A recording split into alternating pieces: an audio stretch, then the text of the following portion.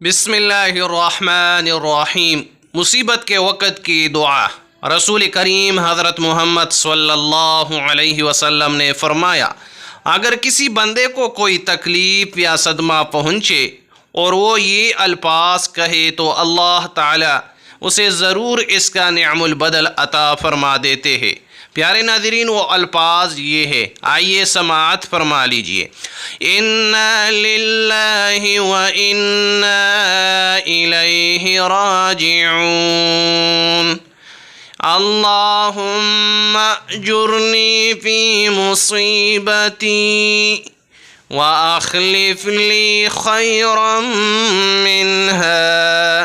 یقیناً ہم اللہ کی ملکیت ہے اور اسی کی طرف لوٹ کر جانے والے ہیں۔